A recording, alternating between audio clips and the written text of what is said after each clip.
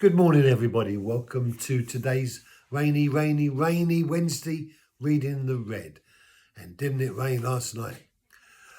We have Luke chapter 4 and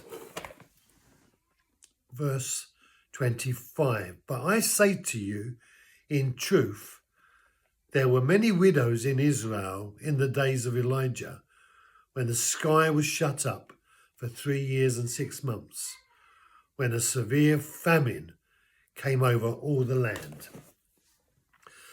Jesus was recording in a time in Jewish history when they experienced a great famine in the time of the prophet Elijah.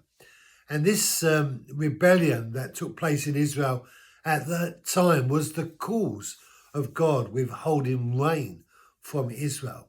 The people were not willing to obey the voice of the Lord, and as a result, there was a famine in the land. And Jesus begins to use this story in their history that they were fully mindful of in order to be able to express to them what he was hoping to achieve in terms of his communication regarding this story. And he builds so well because he introduced them and he wants them to be connected to the story. It's so easy to be disconnected from the story. But that's why your testimony is a powerful thing, because you are completely connected to the story.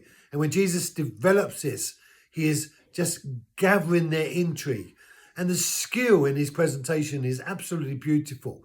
And we can learn some fantastic lessons in the way that Jesus tells the story, because each one of these things that he points out is a kind of a heart connection. It's a memory jogger. So he says there were three. They knew about Elijah. They knew about the 3.5 years and 6 months, and they knew about the famine all over the land. And so he says, "But I say to you in truth," and he referenced truth. They know the truth. So if you can connect people to your story, if you can connect people to the truth in your story, then you will win their ear and their hearts much quicker than if you just talk about intellectual gobbledygook. People want to relate, and they need to find a hook to draw them in. Otherwise, you leave them, as it were, on the outside. That's why it's no good just saying stuff. You have to connect to the people.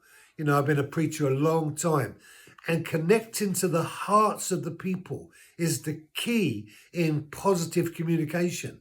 And if you don't connect to people's hearts, then you're not communicating. And Jesus wants to truly communicate in this story.